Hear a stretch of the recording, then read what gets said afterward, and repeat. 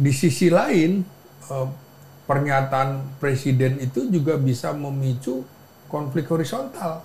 Ketika Presiden Prabowo menyatakan terima kasih kepada Kejaksaan Agung dan tidak menyebut terima kasih kepada kepolisian, Richard Tampu Bolon, itu serius betul sampai bintang 3 nih. Artinya kan memang bukan hanya di Bangka Belitung, nantinya akan menyasar di pulau-pulau lain, termasuk di Kalimantan, Sulawesi, Maluku, maupun di Papua, di mana sumber-sumber mineral kita ada di sana. Serius banget kita ya. Ya harus dihadapi dengan kekuasaan, dengan kekerasan.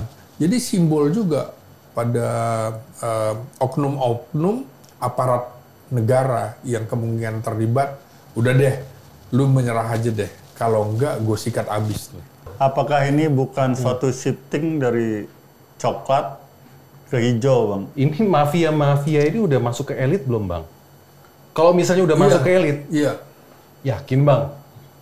Pak Presiden berani? Ruwet ya. Ya pernyataan kita juga gitu. Oh, bisa diincer. Lu diincer lo nanti lo.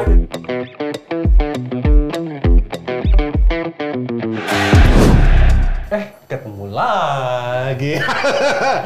Abang gue nih. Terima kasih, Bang. Bang Naim, partner baru gue, Putra. Oh, siap. Nah, ini langsung aja deh udah. Bang, akhir-akhir ini kan rame tuh. Presiden langsung ke Babel, Bangka Belitung. Nyaksiin penyerahan apa tuh? Rampasan. Itu analisa Abang gimana tuh? Jadi kalau ingat Bangka Belitung, kita ingat Laskar Pelangi kan. Oh iya, jadi benar. Di balik keindahan eksotis wisatanya, ternyata di kepulauan yang penuh dengan kekayaan timah, di situ banyak konflik. Konflik kepentingan. Konflik kepentingan apa? Dan ini menurut saya terkait dengan oknum-oknum. Oknum itu siapa? Ya aparat negara. Aparat negara itu siapa?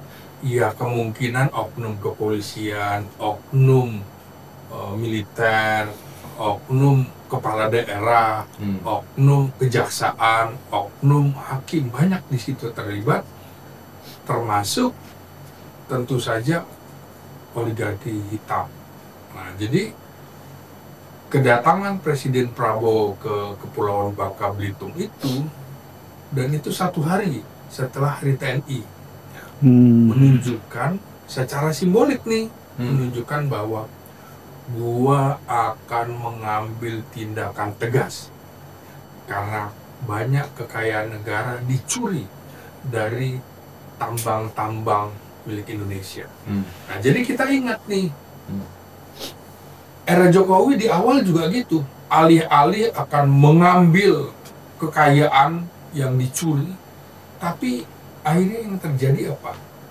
Masuk di dalam perangkap oligarki hitam itu. Yang masuk siapa, Bang? Kekuasaan. Okay. Artinya 10 tahun pemerintahan Jokowi mana?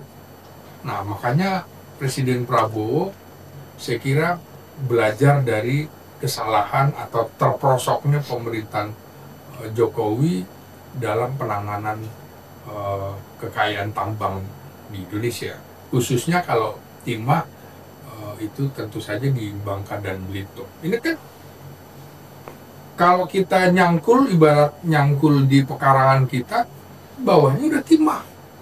Dan masyarakat Bangka Belitung itu kalau di ronsen itu, kemungkinan dia memang paru-parunya agak berbeda karena sudah terpengaruh oleh air yang mengandung timah.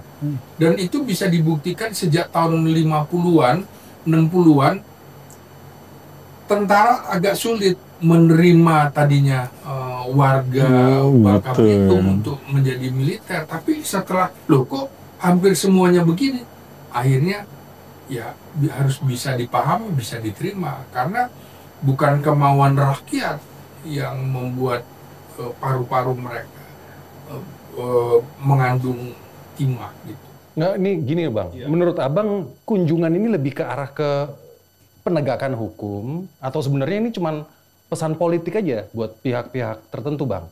Di elit TNI, Polri, atau circle-nya presiden sendiri gitu loh. Saya kira ini sinyal bahwa Prabowo sedang memberikan lonceng kematian. Lonceng kematian kepada mafia hitam yang memang ingin menguasai tambang. Karena itu dia menempatkan seorang Kolonel Purnawirawan Kopassus menjadi dirut di sana. Dan kemarin sudah dinaikkan pangkat kehormatan, Brigjen kehormatan. Nah ini artinya memang kalau kita lihat kemarin yang di belakang Prabowo rombongannya, kan ada Panglima TNI, terus ada Kasum, Kepala Staf Umum TNI. Itu kalau kita lihat perangkatnya, memang betul-betul di backup oleh militer di dalam perang melawan mafia tambang di Bangka Belitung itu. Jadi bukan sekadar kejaksaan di backup oleh militer, tapi hulunya juga langsung dijaga oleh militer. Ini misalnya kejaksaan akan menyeret tokoh-tokoh atau oknum-oknum yang saya sebut tadi. Oknum-oknum tersebut ya harus dihadapi dengan kekuasaan, dengan kekerasan. Jadi simbol juga pada oknum-oknum aparat negara yang kemungkinan terlibat, udah deh, lu menyerah aja deh. Kalau enggak, gue sikat abis. Itu sinyal dalam situasi terjadinya kerusakan lingkungan alam, eksploitasi sumber daya mineral kita. Saya kira ini sinyal bahwa Prabowo akan membenahi sektor tambang dengan serius dan kalau perlu dengan tindakan tegas yang terukur bahkan tidak terukur. Ini bukan kayak misalnya gini Put, ini dari cengkraman oknum coklat kasihin ke oknum baru gua hijau. Ngomong gitu. Gitu. Apakah ini bukan suatu shifting dari coklat ke hijau, Bang? Karena beliau kan dari garis hijau ya. Iya. Bagaimana, Bang? Ini. Kalau saya melihat pesan simbolik dari pernyataan Presiden Prabowo kemarin, ketika Presiden Prabowo menyatakan terima kasih kepada Kejaksaan Agung, ya kan? Iya. Yang di backup oleh tentara. Dan tidak menyebut terima kasih kepada kepolisian. Apakah ini lupa terucap? Apakah ini simbol bahwa banyak oknum kepolisian yang sedang dimonitor oleh Prabowo untuk segera dilakukan sebuah tindakan? Jadi pernyataan yang cukup lama dalam pidato itu, saya kira tadinya, belum ingin mengucapkan atau kelupaan. Loh, sampai terakhir bicara ucapan terima kasih, loh kok juga belum menyebut. Jadi saya tidak mau memberikan spekulasi ya, karena ini soal politik, karena harus bisa dibuktikan. Apakah secara langsung atau secara tidak langsung Prabowo sudah menyebut oknumnya siapa aja kan tidak. Yeah. Nah, jadi saya tidak berani berspekulasi. Tapi yang jelas memang Satgas yang dibentuk itu betul-betul dikomandoi oleh Kasum TNI, Letnan Jenderal Richard Tampu-Bolon. Itu serius betul sampai bintang 3 nih. Artinya kan memang bukan hanya di Bangka Belitung. Nantinya akan menyasar di pulau-pulau lain. Termasuk di Kalimantan, Sulawesi, Maluku, maupun di Papua. Di mana sumber-sumber mineral kita ada di sana. Serius banget gitu ya. Pertanyaannya gini, Bang. Begini, Bang. Pertanyaannya, di dalam dunia pertambangan mana saja, termasuk di Bangka Belitung itu melibatkan rakyat kecil dan itu merupakan perekonomian rakyat sana, Bang. Persis. Ketika terjadi peristiwa ini atau kasus ini, sebenarnya impact-nya berat tuh kepada masyarakat sekitar, Bang. Betul. mereka menambang itu tidak untuk menjadi kaya, Bang. Persis. Untuk menyambung hidup. Iya, betul. Jadi ketika serta-merta dihentikan, boleh kita baca juga review bahwa masyarakat di sana mengalami kemunduran secara ekonomi, Bang. Jadi apakah ini bukan hanya, mohon maaf, apakah bukan ganti bandar aja, Bang? Sementara, mohon maaf ini, PT Timah sendiri tidak berfungsi dengan baik di sana. Sehingga sebenarnya yang disebut oligarki ini adalah masyarakat di sana, saya baca komen-komen lah, mereka yang justru datang menolong, Bang. Iya. Jadi kehadiran PT Timah adalah perpanjangan tangan dari negara, tidak melakukan tugasnya dengan baik, Bang. Sehingga dibikinlah kan narasi yang berkembang nih ya, seperti oligarki hitam. Iya. Padahal sebenarnya kan nggak begitu. Kembali ke konteks bisnis saja, bahwa siapa nih rakyat yang mau setor kepada PT Timah hanya dengan 100.000, sementara PT yang lain itu udah 100.000 ngutang, Bang, 200.000 cash. Iya.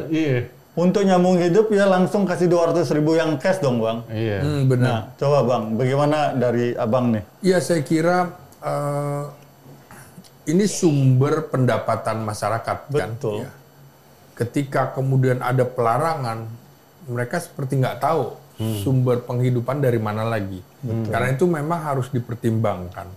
Jadi Prabowo yang ingin serius membersihkan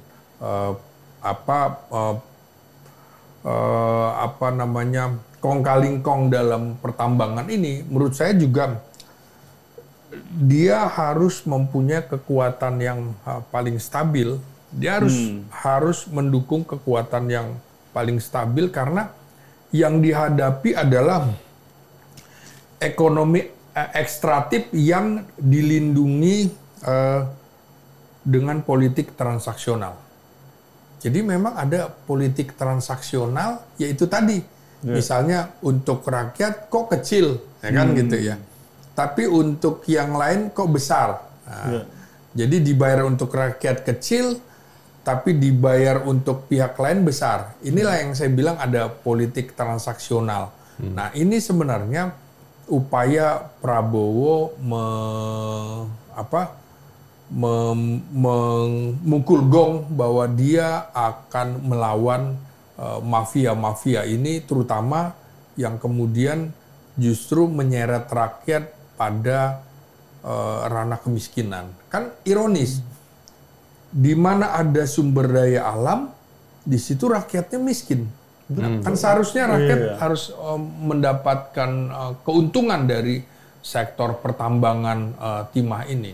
Karena itu menurut saya betul-betul upaya melawan mafia di sini, termasuk mafia harga, mafia sekelompok yang mendominasi pertambangan ini, itu harus kita dukung dalam pengertian, ya kalau mereka juga akhirnya terseret masuk ke dalam permainan kotor juga, ya kita harus mengingatkan, ya kita harus gebuk juga lewat forum-forum seperti ini begitu.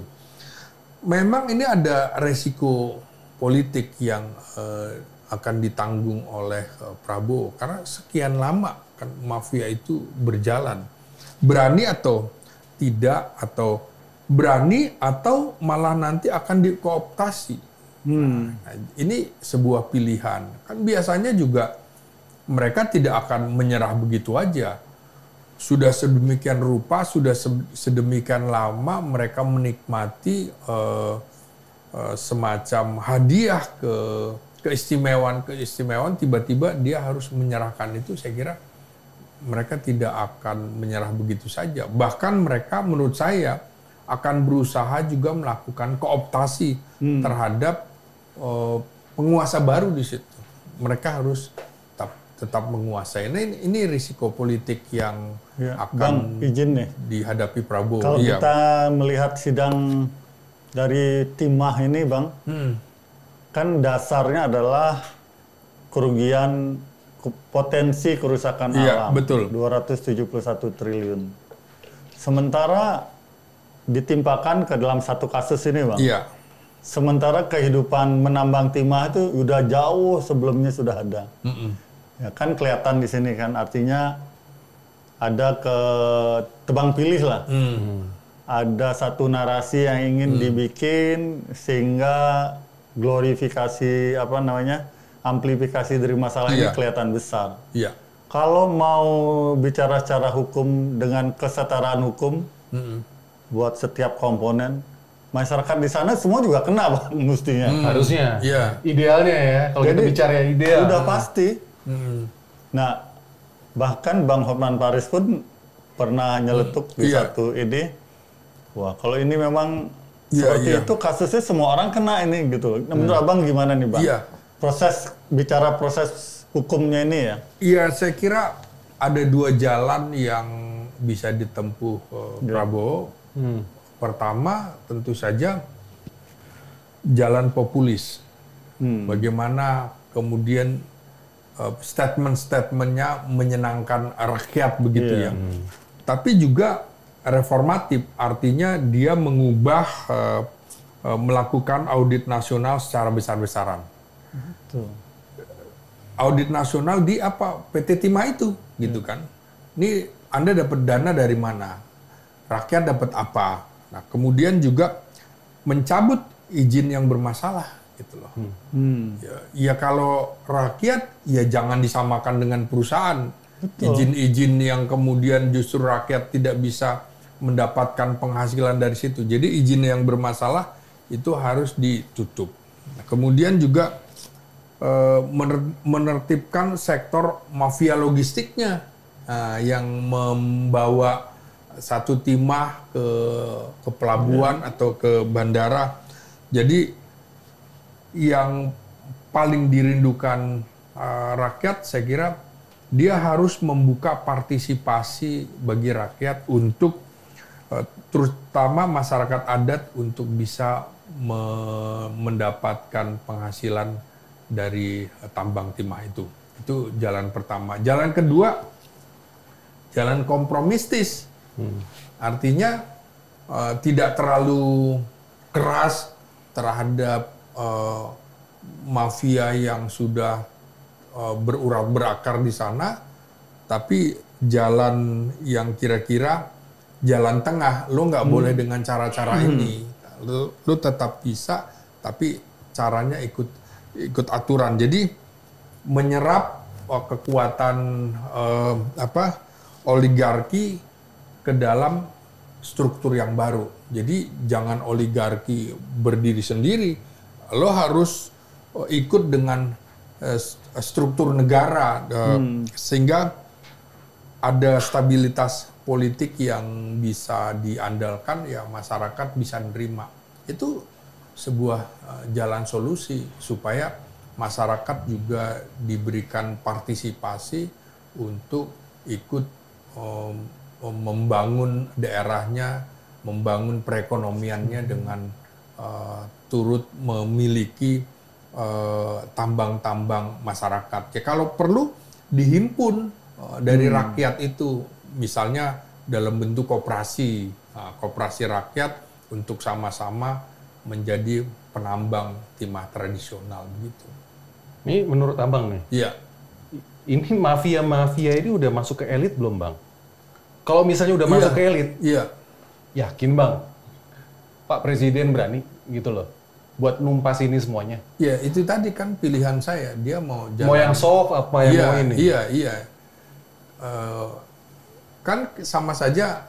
Karena kan ini bisa akan bikin gaduh internal mereka loh. Ya, harus berani. Mau dikooptasi atau gimana? Kan gitu. Kalau kooptasi artinya oligarki masih menguasai. Nah, yang menyerahkan untuk beberes tambang ini siapa nanti? Kalau misalnya begitu. Ya, memang harus ada kebijakan yang tegas dari kementerian misalnya.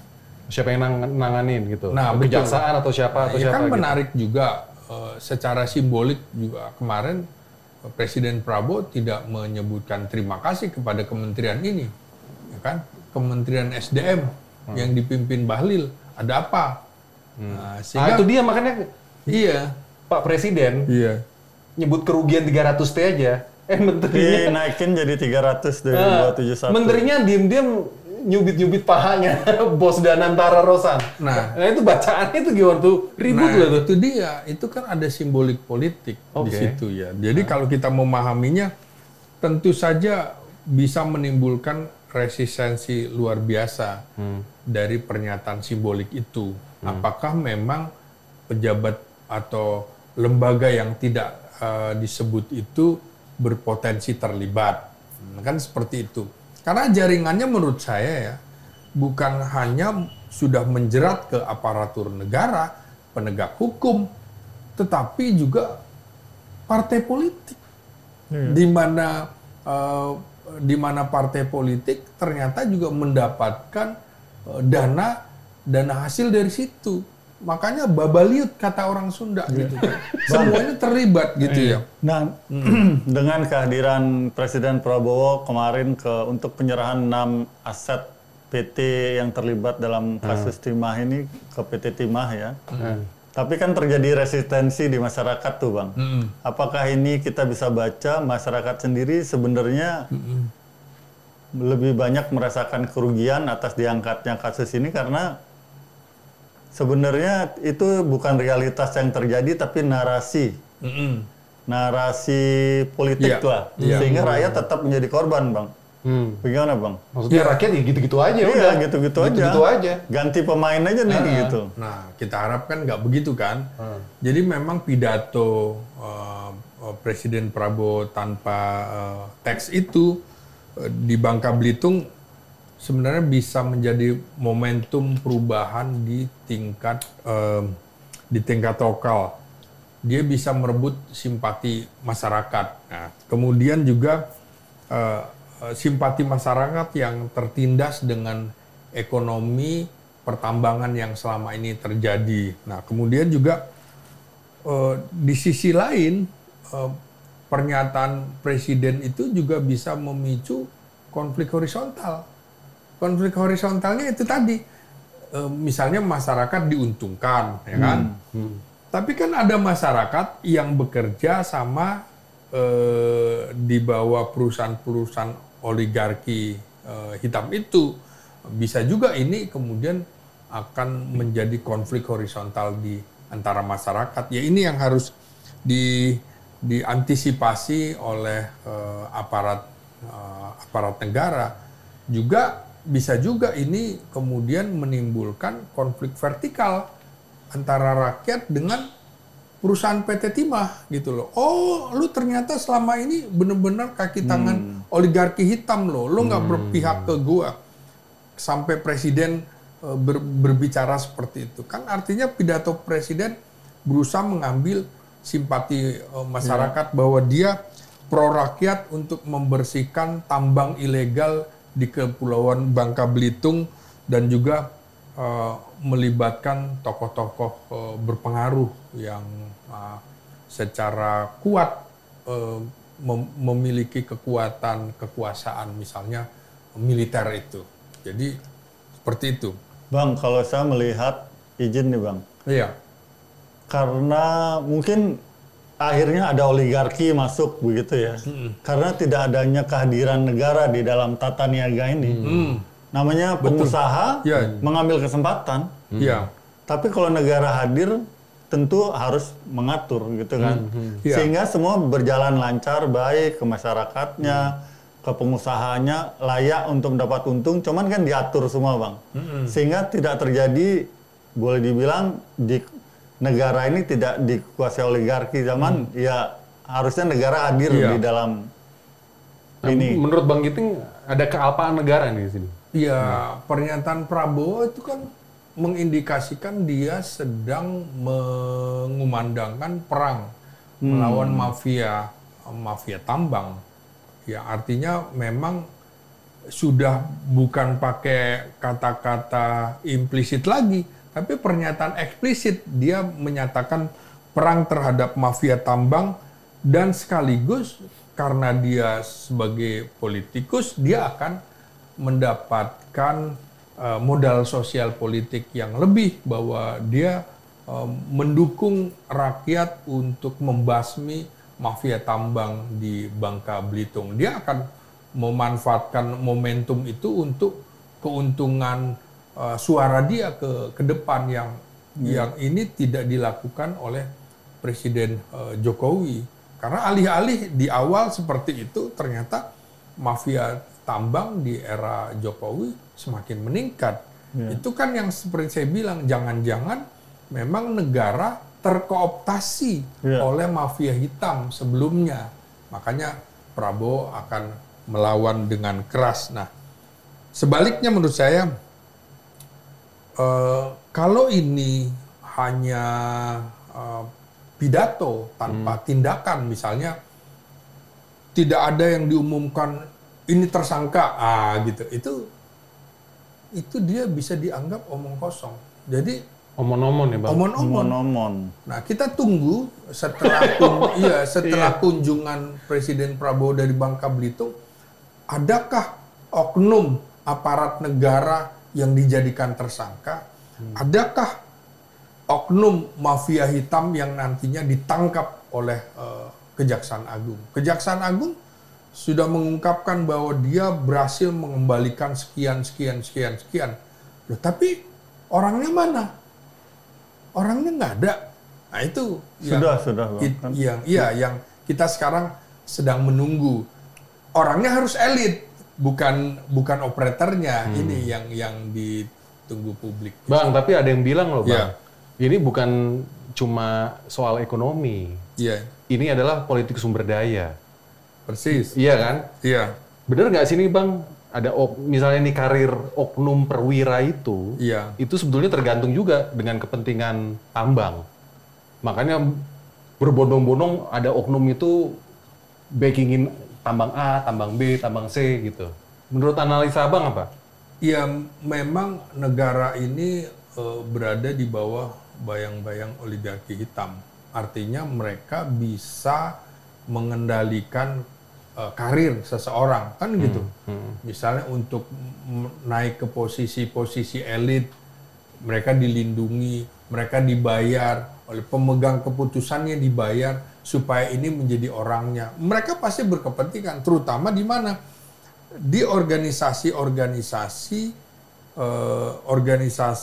aparatur negara yang memang menaungi ini, misalnya kejaksaan, supaya aman. Dia harus menempatkan jaksa agung muda bidang ini supaya aman. Dia harus menempatkan jenderal polisi ini supaya aman. Dia harus menempatkan jenderal militer ini supaya aman. Ya itu makanya nanti harus dibongkar. Makanya seperti saya bilang tadi, ini kan melibatkan bukan hanya aparatur negara, aparatur daerah, tapi juga partai politik. Dan lembaga-lembaga yang berada di lingkaran elit istana. Karena itu nggak main-main nih ruwet gitu. Ya pernyataan kita juga gitu. Oh bisa diincar. Lu diincar lo nanti. Ya jangan gitu loh. Di semua jenis pertambangan seluruh Indonesia kita punya masalah sama sebenarnya. Nah iya, hampir sama kan semua. Keterlibatan aparat. Coklat hijau rebutan lah, mau suplai HSD solar, terus bagi-bagi keamanan gitu kan, sampai akhirnya yang namanya bisnis untuk cari termurah itu nggak bisa, demi perlindungan ya udahlah, saya beli HSD solar yang lebih mahal gitu ya. Ini masalah di seluruh Indonesia Bang, yang jadi kayaknya akar di semua masalah karena memang penegakan hukum, tata niaga yang benar di setiap komoditi itu nggak ada Bang. Jadi hitam putih itu nggak jelas. Nggak jelas. Mungkin abu-abu men. Wah, tapi ya memberikan keuntungan di pihak-pihak tertentu. Apa memang terjadi pembiaran nih Bang? Sebenarnya kan kita punya BUMN itu aset kita itu betul. Hampir 12.000 triliun Bang. Iya betul. Jadi dengan hasil seluruh BUMN dikumpulin, hasil per tahun ini hanya 85 triliun. Itu berapa persen? 0,8%, Bang. Iya. Kalau BUMN kita bisa dikelola dengan baik, Bang, mungkin bisa nyiapin dana untuk APBN kita, Bang. Persis. Itu tidak dilakukan. Jadi semua BUMN kalau dikelola dengan baik, udah jadi perusahaan negara yang beri keuntungan untuk negara. Nah, itu cita-cita kan? Cita-cita. Itu cita-cita. Capek bang. Jadi Capek bang. ini memang bukan sekedar kunjungan kerja presiden ke Bangka Belitung, tapi ini adalah sinyal politik. Sinyal politik kepada masyarakat, kepada lawan politiknya, kepada mafia hitam. Tinggal kita sekarang menunggu tindakan nyatanya atau hanya terkubur oleh kompromi kekuasaan. Saya kira jangan sampailah Presiden Prabowo tergiur dengan kompromi kekuasaan dan lagi-lagi terkooptasi oleh mafia hitam itu. Bang, itu yang harus kita lakukan. Ini seberapa besar sih Bang? Ini gue penasaran deh, Put. Seberapa besar peluang seorang oknum nih, oknum perwira Iya. Oke, bisa naik jabatan karena loyalnya ke proyek, bukan loyal ke negara. Gitu loh. Itu seberapa besar, Bang, peluangnya? Iya ini. Ya itu nempel-nempel ke proyek ini nih, gitu loh. Ya ini kan sumber. Makanya jangan sampai kemudian harus ada nih jelas nih. Anggaran sebuah institusi harus dari APBN. Tidak boleh kemudian dari luar APBN. Karena kalau dari luar APBN, nah mereka bisa mendapatkan dari situ. Dengan alasan untuk membangun ini, tolonglah ini kami mau membangun ini. Harus jelas nih. Jadi harus kita soroti bersama, kita awasi, kita menjadi watchdog. Lo anggaran sekian. Kok tiba-tiba bisa membangun gedung ini, bisa membeli alat ini, penjelasannya apa? Kalau enggak, ya ini kesempatan bagi mafia-mafia ini untuk mengkooptasi lembaga-lembaga negara. Jadi peluang itu besar. Kong kali kong ya nggak akan terungkap. Nah, PPATK juga bagaimana mengidentifikasinya kalau penyetoran itu dilakukan secara cash, tidak BNPB-nya ya Bang. Transfer. Tapi saya setuju dengan Abang bahwa untuk memperbaiki ini semua start dari presiden. Iya. Jadi ketika presiden turun ke sana itu bukan sesuatu yang berlebihan. Betul. Karena dari unsur katakan departemen Minerba kayak dari PT Timahnya sendiri itu nggak cukup. Ada aparat tercampur di sana. Harus presiden ambil alih. Iya. Memang betul sih. Jadi ini simbol politik memang bahwa presiden akan mengambil alih pertarungan melawan mafia hitam di pertambangan kita. Bukan hanya di Bangka Belitung, tapi juga di semua tempat lain. Semua. Nah, catatan kita kepada presiden, kalau anak buah Anda yang ditugaskan kemudian terlibat, ya sudah penggal aja. Nggak usah kemudian kita berikan toleransi. Jadi tidak ada lagi lah upaya kompromi dengan pengusaha-pengusaha hitam itu yang kemudian justru mengeruk kekayaan alam dari rakyat yang seharusnya rakyat Bangka Belitung itu harusnya makmur. Makmur. Nah, tapi kan ini tidak. Bang, ini pertanyaan terakhir nih Bang. Terakhir A, terakhir B, terakhir Z. Ini kalau Abang nih harus milih kalimat menggambarkan situasi ini nih. Oke, satu kalimat. Abang akan bilang ini bersih-bersih tambang atau tambang-tambangan bersih.